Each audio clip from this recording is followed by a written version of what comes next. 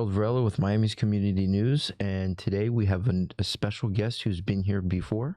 Her name is Diana Gonzales, and I'll give the floor to you. Gerald, thank you so much. It's great to be here. Over the next few months, we have so much going on at the Ceramic League of Miami. We're approaching the end of our school year. Our fiscal year goes from June through July. So we're really at the peak of our classes and our workshops, and we really have a lot going on. Mm-hmm. And we wanted to let everybody know what we're going to be having over the next few months. So it's a real pleasure to be here and have the opportunity to tell everybody, what's going on. So our event right now that's going on is that we still have our classes for session 4 that are ongoing. They're going to be ongoing through April 19th. And, right now we have hand building classes and wheel classes. The image on the screen is a kiln, the gas kiln, and this is what we have at the end of a class. Once we've completed making pieces in the class, we glaze them, we put them in the kiln, and this is what it looks like when the kiln is ready to be opened and we're ready to unload. So it's exciting. This represents probably 2 classes worth of work. So a lot happens in these classes. So it's really exciting that, when you're in a class and you get to see what you've done. So that's happening right now through April 19th. Our president is not with me today because he is at NCECA. NCECA is the National Council for Education in the Ceramic Arts. This is a national organization. The League is a member of this organization. We're very fortunate that James represents us there every year.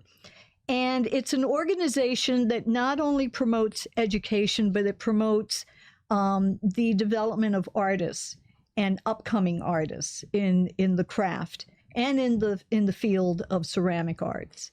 They have exhibitions throughout whichever city they happen to be in. This year it happens to be Salt Lake City, Utah. That's fun. So it's an exciting time. I've been to a couple of the conferences. They're a lot of fun. All the suppliers set up in what's called the resource room, and you can get free samples of new glazes that are going to be coming up and new equipment. That was the first place I saw a 3D printer for clay, which was fascinating. So it's a really great opportunity for students or people who have been in the ceramic arts for many years to go to your annual conference. Yeah. So it's really a good thing. So that's where James is today, and we're hoping to get some new information from him when he comes back. Looking forward to that. Yeah, hopefully he'll share it with us here when he comes back. That would be amazing. This Saturday we have our Makers Market. The Makers Market is, as I hope our viewers know by now, and as you all know, is an opportunity for different kinds of makers to get together and demonstrate what they're doing. In some cases, they actually demonstrate how they do it. The wood turners will be there. We'll have jewelers, potters, hand builders, and people that work on the wheel. So we're going to have about 16 different vendors this Saturday, tomorrow, and from 10 to 3 at the Ceramic League. It's a good opportunity for anyone who's interested in taking a class to come by and see what we look like. Where are we located? How does it work? So we always encourage people to come by. If you want to shop and support the artists, terrific. If you just want to see us, it's a great opportunity to do that. Tomorrow, we're having a new vendor, and that is the Dalezine shop from the Design District. they're bringing The their cart, right? they're bringing Oh. their magazine mobile, That's as I awesome. call it. I've seen it. I've Yeah. seen it. Yeah, exciting. I've never seen it. What? It's cute. It's like white, and there's like a little window, if I remember correctly. So interesting, you know.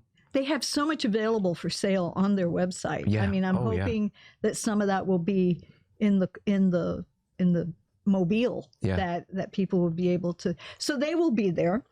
Steve and Lillian have both taken classes at the league, and they're extremely supportive of what we try to do. So we're looking forward to seeing them tomorrow. It's going to be great. Yeah, I would like to add Of really course. quickly, Mhm. if you guys are interested in checking out the league, I can't recommend it enough. Especially, you know, if you're going to be able to get like a tour and you're going to be able to look at all the other things that they have going on in there. We went, I would say, about like a month ago. We shot a video with an amazing artist over there, and just being able to see the kilns.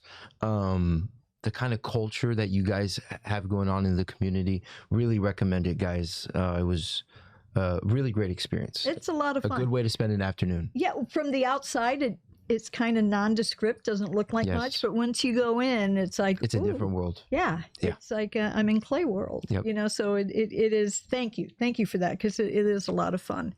One of the things that we do at the league is every Sunday we go to Pinecrest Market, and we're part of the market there. Well, on April 13th, we're actually going to have a demonstration at Pinecrest Market. Oh, wow. Yeah, so we're taking a generator, we're taking a wheel, and a table. I'm going to be doing some hand building. One of our other members is going to be doing some throwing on the wheel. So we're going to give people an opportunity to see what it's like. We've never done that at Pinecrest, or if we did, it was many, many years ago. So it's going to be a great opportunity Yeah, for it's people exciting. to come by and see.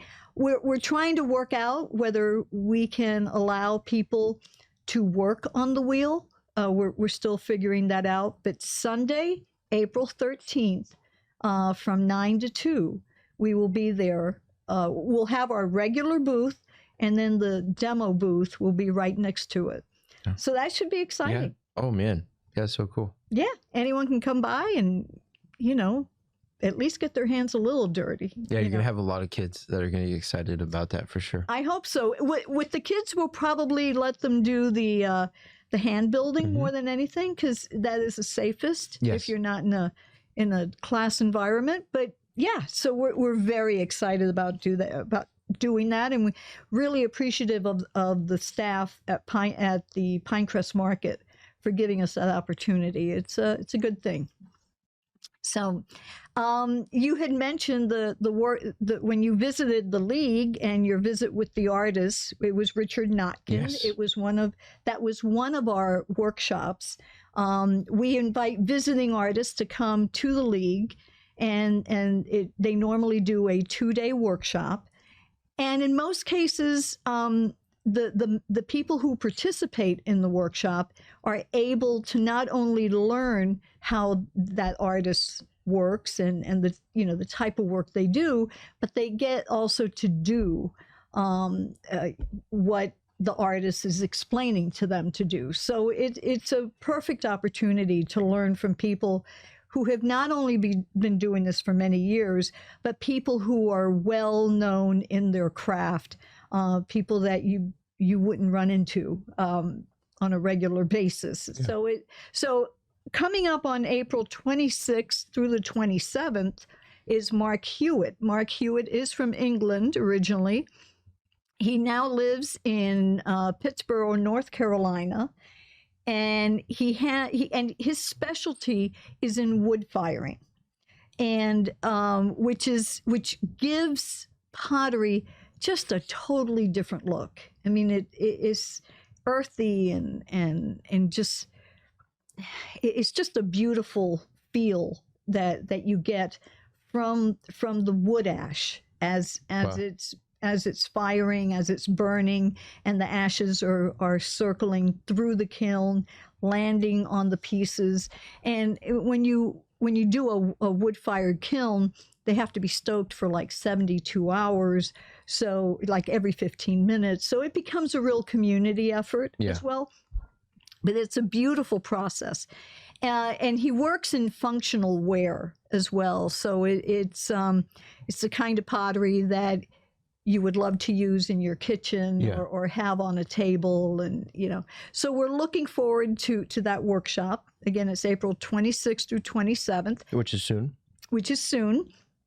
And I want to stress, these workshops are open to the public. I mean, they're open to anyone that's taking a class currently, to our members, but more importantly, they're open to the general public. So you don't have to be affiliated with the Ceramic League to come and take a workshop.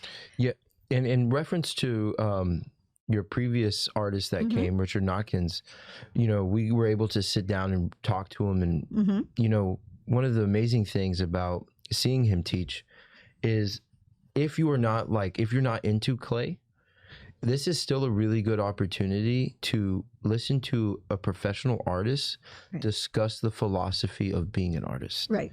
And I think every artist has a different philosophy and a different approach. And it's so refreshing to hear a different perspective. And just because it's clay, and don't be scared. I would advise to go and to see that, just to hear what he has to say. And you might learn that what you didn't think interested you actually does. Exactly. So that's always a good lesson in anything. Yeah, it's much more than pots. Yes. Yeah. Yes. And what's exciting about our workshops as well, you do have to pay to participate in the workshop. However, the Saturday evening, we have a potluck dinner and a free lecture. So you can come and hear the artist, and the lectures go a couple of hours.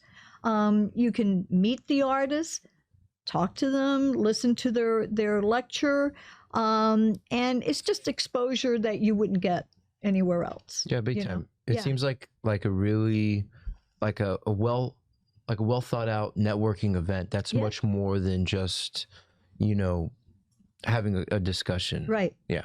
And that component is free, so it's open to any student, high school, college, anyone from the public that would like to come and learn more, in this case, about Mark Hewitt. So it's a good opportunity, not only for the members and the current students, but certainly for the general public. It's part of our community outreach effort, so it's a really good thing. Then coming up, we're not quite sure. The date is a little bit in flux, but coming up perhaps in June is our members exhibition. And what happens in the members, this year is going to be at the Little Haiti Cultural Center, and it's going to be judged by Richard Notkin.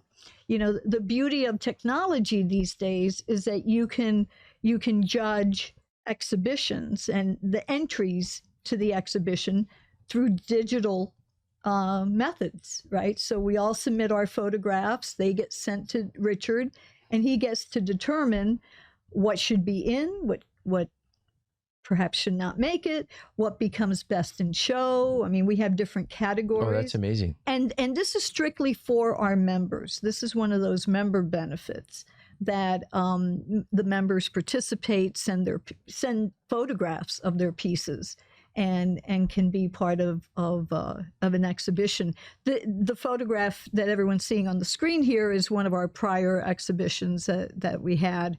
But we've exhibited so many different places, from the Lowe's Museum to the Institute of Contemporary Arts to Deering Estate. Wow. So and remember, we've been around 75 years now, so we've been in most of the venues available to us in Dade County.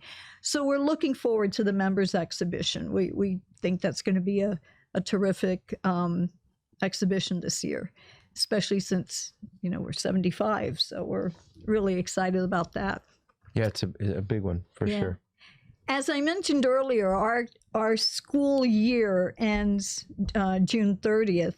And so before the end of the year, we will have 2 sessions remaining in classes. So there's still time for people to take our classes. We're going our session 5 will be from May 5th to June 14th, and session 6 will be from June 30th through the first week of August. Then we take the rest of August off.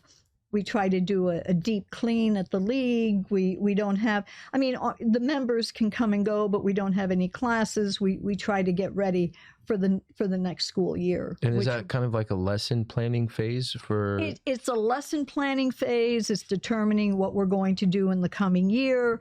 We normally start our school year the week after Labor Day, like the Tuesday after Labor Day. Sometimes it depends on the calendar. Sometimes we will wait till the following Monday after Labor Day. So that's when we take care of that. That's when we put all the classes online again, after we've determined who's teaching and what are they teaching. So it's kind of our prep time when we're closed down for those almost 4 weeks. Interesting. In and you guys August. need it. I mean, we need I can tell. because there's a lot going on. So, Yeah. And when you deal in clay, there's a lot of cleaning that we do at the facility. So there's a lot that has to happen. We have to make sure the clay shipment comes in, that we have all the chemicals that we need. It's an ongoing year-round, ordering, making sure everything is there. It's a lot. It's a lot that goes on. During the session 6, we will also have our summer camp, which is to me this is one of the best things that we do for the community, because it really gives kids from age 7 through teen years an opportunity to play in clay, and really play in clay. I mean, they get instruction, they get to work at it, they get to glaze it, they see it it gets fired, they can pick up their wear, they have pieces that they can give to mom and grandmom and everyone else in the family. So it's just a really nice component of our programming. Yeah, it also, to me, the most exciting thing is it opens that door for generational crafters. Right. The grandkids or the children. Right. And I imagine that you've seen, some students come in for the summer when they're young. Right. And then you see them throughout into their adulthood. And that's exactly it. I can't tell you how many people, especially at Pinecrest, I've met that have said, I used to go to summer camp there. And you're like, well, we're still there, and we're still throwing and hand building and sculpting. That's so exciting. Yeah, I mean, it really is. It's just a wonderful opportunity. And they're manageable sessions, because it's 1 week, half day per day, from about 8:30 in the morning to 12. It does get warm at the Ceramic League because we're not air conditioned yet, but we're working on that. But it's just they have a great time. Yeah, and it still gives them time to have fun, to and they have get fun out. in the afternoon. It's better than summer school. Well, and we try to have fun there. We'll have water balloon fights. And, oh wow! And we always have popsicles and that's awesome. Wow, just things to make the heat go away. But if we could do that. So anyway, that's going to be happening through the end of July. And normally the last week we reserve for teens. We reserve for some of the older kids. Cool. So that, it's just more age appropriate for the older kids. So it's just a terrific thing. And then at the end of June, we will be having our last Makers Market for what we're calling this school year. And again, we always invite the library system. Unfortunately, they were not able to make it for the one that we're having tomorrow, but we're pretty sure they're going to be at the next one.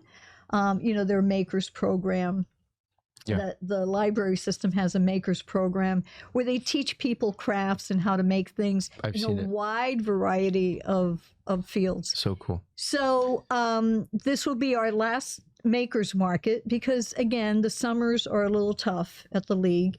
We'll be starting again in the fall with our makers markets and gearing up to the holidays. I can't believe we're already talking I about know. the Isn't that holidays, right? crazy? It's only, it's not even April.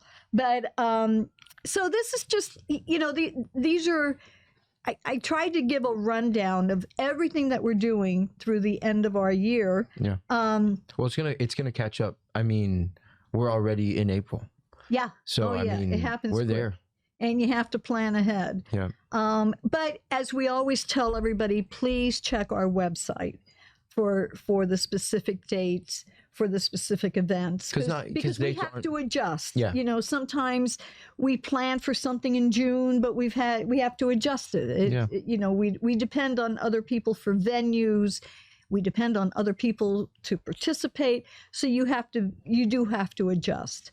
But we just wanted everyone to know that these are all the things we're doing, and get excited. Yeah, it seems like a big year because last it time is a big year. You brought the calendar and I glossed it over, and there's a lot of artists coming in. Yeah, you guys have a lot of classes. We'll have another workshop in the fall. We will, like I said, we'll have more makers markets. We're hoping to still have a big event in the fall to celebrate our 75th anniversary. As people can see on the screen, this is how our league started. A group of fierce women that got together and made it happen. And it's just so, to me, it's very heartwarming to see that. So, yeah. But, I would love to one day get you guys over here and we can talk about the founding members. That would be fun. Yeah, and their kind of legacy with the league. Well, we have that legacy. We also have the legacy of our archives. We have, I got a peek, as you got to see when you came. We have work in our archives that represents not only many years of having artists come through, but many significant potters from all over the United States. Not just Florida, but from all over. Yeah. So it's kind of a gem in our community. It really is. And we're very proud that it's at our facility, and we do take good care of it. So yeah, there's a lot to think about when you think about pottery and what we do, and it's all good. It's all fun. Yeah, absolutely. Yeah. So we don't have too much time left. Is there anything else that you could think of that the community needs to know about when it comes to the league? And I'm bouncing off on what we were talking about earlier, and I think it's worthy of having one of our programs touch on this. There are so many therapeutic benefits to pottery. Mm-hmm. The fact that it gives people something very different to do from their day-to-day workday. Mm-hmm. I mean, that alone is fun. But there are physical therapeutic aspects to the pottery, from developing the upper body strength that helps you, through the years. For kids, the hand-eye coordination, the ability to use their hands, but yet, be able to figure out, what do I have to do with my hands to make a piece of clay do something. Mm-hmm. I mean, that's a real learning experience. Yeah. So there are a lot of different aspects, as you were talking about before, even working with the elderly, working with people in nursing homes. I mean, this is something that can be done at any age. Yeah. So and in that case, it's a mental thing too. Mental health, physical health, the feeling of community, the feeling that people get together and do this as a group. Yeah, an example, when we went to do the interview with Richard Notkins, mm-hmm. It was so cool to see that the room completely quiet. Everybody's working on something unique to them. Right. Nobody was doing what Richard was doing. Right. And the person next to that person wasn't doing the same thing. Right. And I saw a lot of cool things. There was one that was really wicked. It stuck in my. I think about it. I think about it every now and again. And it's just so interesting how it can touch you, and it's super beneficial. Yeah. Yeah. And you know, because we're a nonprofit, because we're really volunteer based, we only have a couple of employees. Everybody else volunteers to keep the place going, to keep it. Mm-hmm. You know, the makers markets are totally organized by volunteers. Pinecrest is organized by volunteers. I mean, and it takes effort. You know, getting everything together and driving up to the place and setting up, and there's a lot that goes on. Yeah, you showed us the shelves that you have reserved for stuff to sell at the makers market, and there was a lot of things there that are just so interesting. I'm sure they're gone. I'm sure they sold already. Hopefully. But there's always new stuff showing up at these makers markets. There's always new stuff because our members, part of their membership requires that they donate to the league.